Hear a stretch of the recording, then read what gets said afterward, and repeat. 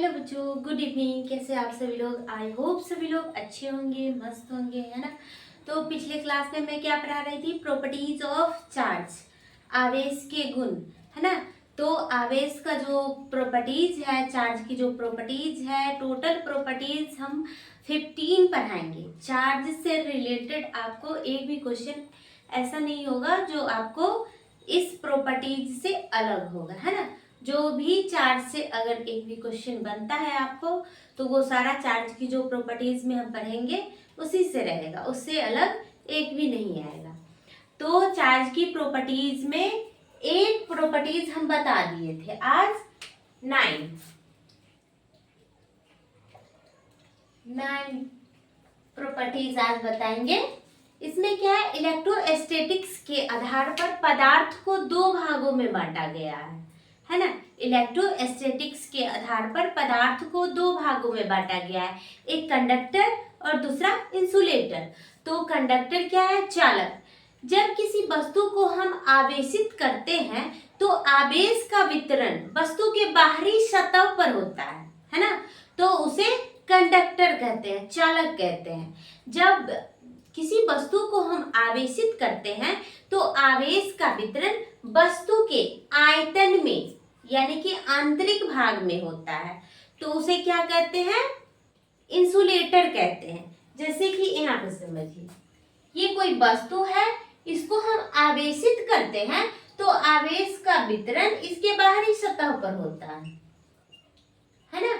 आवेश का वितरण कहाँ हुआ? वस्तु के बाहरी सतह पर। तो ये क्या हो जाएगा? कंडक्टर।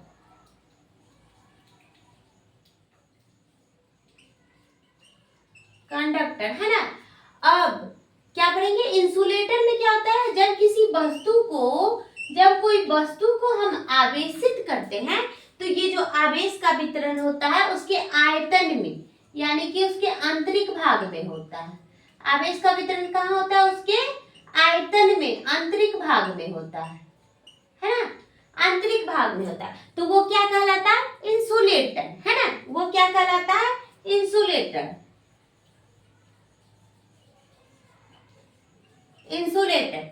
तो यही है, इलेक्ट्रोस्टैटिक्स के आधार पर पदार्थ को 2 भागों में बांटा गया है, कंडक्टर और इंसुलेटर। तो कंडक्टर क्या है? जब किसी वस्तु को हम आवेशित करते हैं तो आवेश का वितरण उसके बाहरी सतह पे होता है, तो वो कंडक्टर कहलाता है। और जब किसी वस्तु को हम आवेशित करते हैं और आवेश का वितरण उसके आयतन में यानी कि उसके आंतरिक भाग में होता है, तो वो क्या कहलाता है? इंसुलेटर कहलाता है। आई होप आप लोगों को समझ आ गया होगा। और इसी को हम लैंग्वेज में लिखेंगे, है ना। इसी को क्या लिखेंगे अब?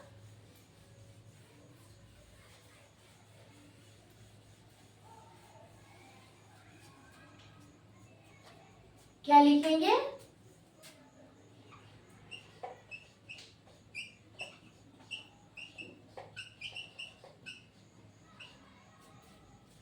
इलेक्ट्रोस्टैटिक्स के आधार पर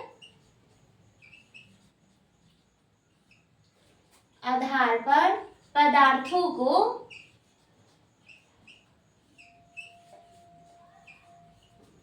इलेक्ट्रोस्टैटिक्स के आधार पर पदार्थों को 2 भागों में बांटा गया है। 2 भागों में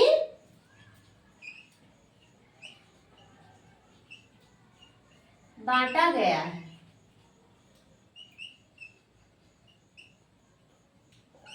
एक क्या हो जाएगा? कंडक्टर यानी कि चालक या सुचालक। चालक।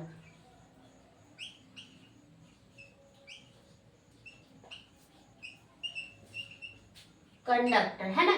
कंडक्टर क्या है? जब किसी वस्तु को हम आवेशित करते हैं तो आवेश का वितरण उसके बाहरी सतह पर होता है, तो वो चालक कहलाता है ना। तो क्या लिखेंगे?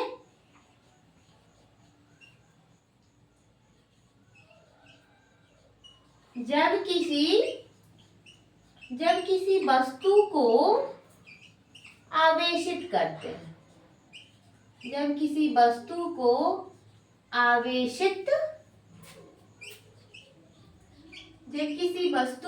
आवेशित करते हैं तो आवेश का वितरण, तो आवेश का वितरण उसकी बाहरी सतह पे होता है, उसकी बाहरी सतह पर होता है।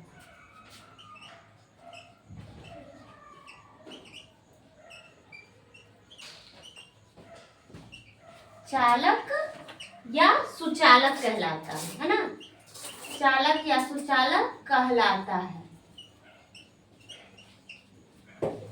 तो क्या बताया है, इलेक्ट्रोस्टैटिक्स के आधार पर पदार्थ को दो भागों में बांटा गया। क्या है? पहला चालक, कंडक्टर। क्या है? जब किसी वस्तु को आवेशित करते हैं तो आवेश का वितरण उसके बाहरी सतह पे होता है, तो चालक कहलाता है ना।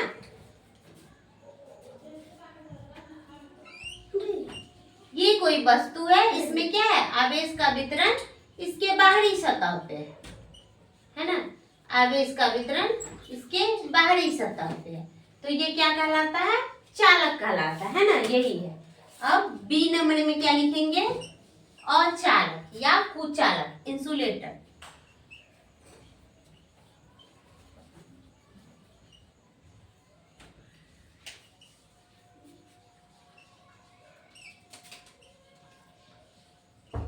इंसुलेटर है ना।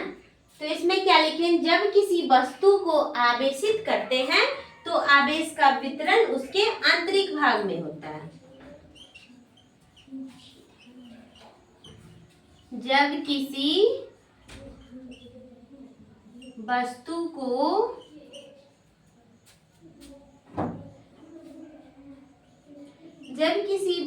को आवेशित करते हैं तो आवेश का वितरण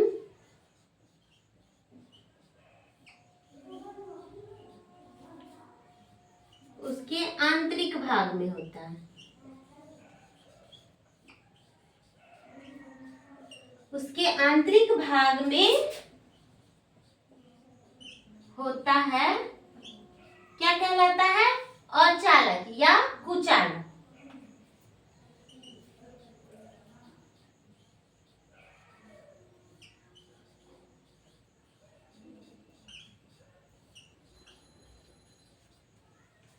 इसका फिगर कैसा बनेगा? ये कोई वस्तु है, इसको आवेशित करना है तो आवेश का वितरण कहाँ हो जाएगा?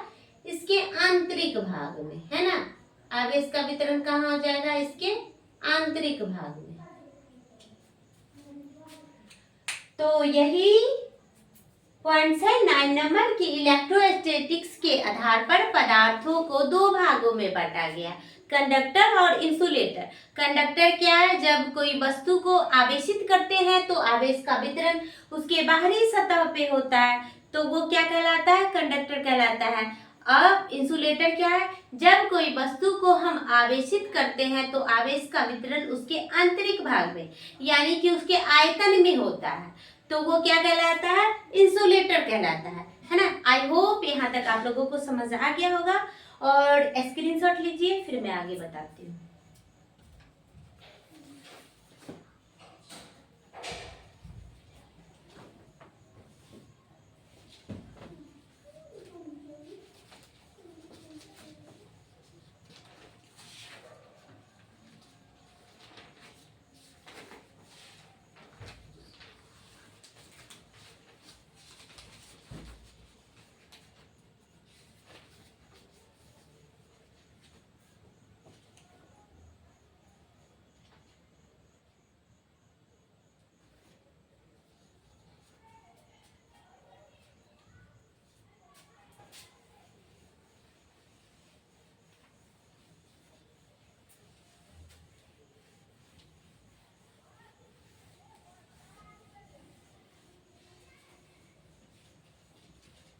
नेक्स्ट पॉइंट क्या लिखेंगे?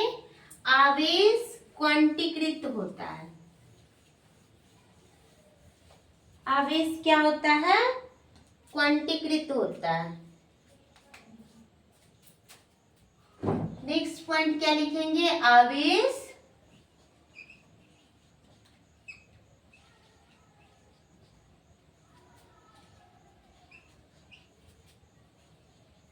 आवेश क्वांटीकृत होता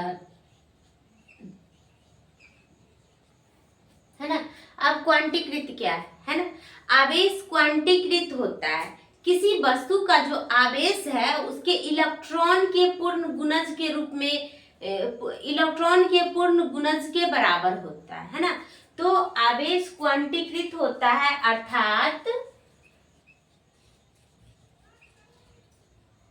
अर्थात किसी वस्तु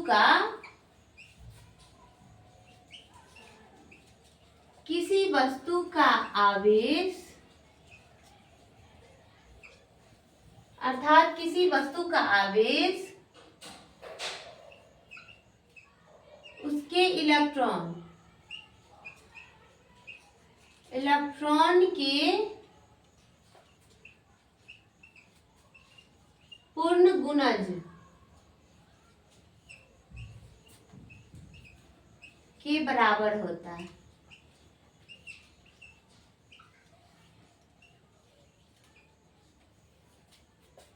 इसे Q = NE द्वारा सूचित किया जाता है।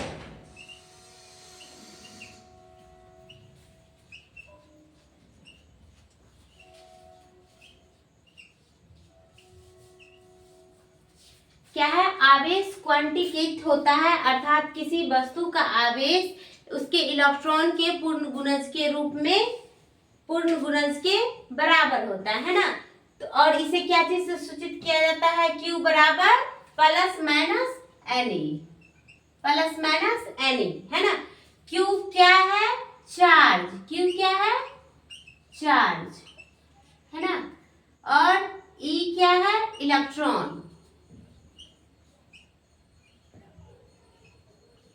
इलेक्ट्रॉन, और N क्या है, नंबर ऑफ इलेक्ट्रॉन,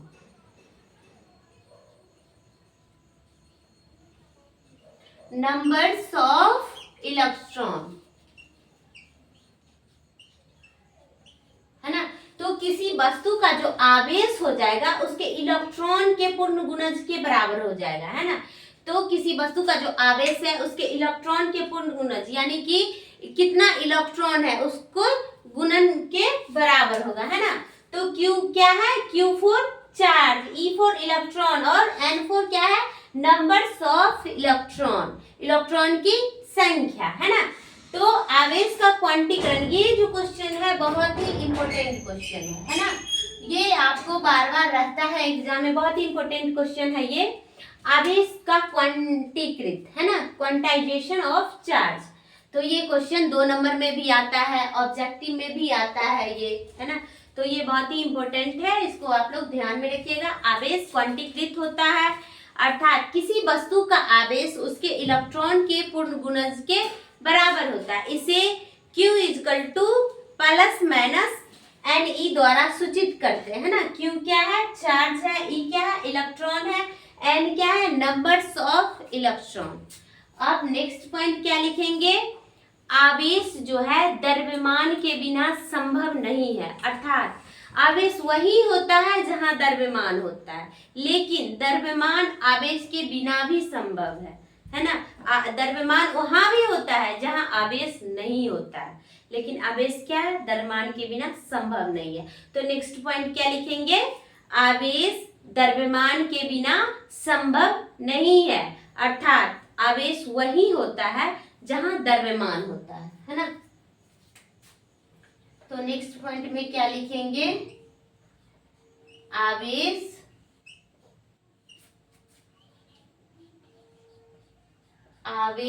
द्रव्यमान के बिना संभव नहीं है। आवेश द्रव्यमान के बिना संभव नहीं है अर्थात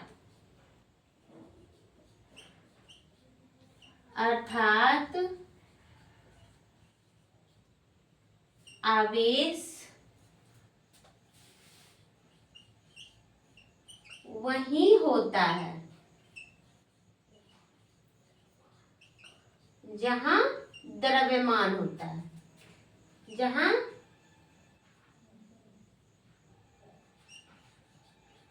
जहां द्रव्यमान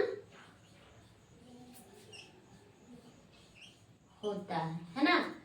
तो क्या है, आवेश, आवेश जो है द्रव्यमान के बिना संभव नहीं है, अर्थात आवेश वही होता है जहां द्रव्यमान होता है, लेकिन द्रव्यमान जो है आवेश के बिना भी संभव है, क्योंकि द्रव्यमान वहां भी होता है जहां आवेश नहीं होता है ना।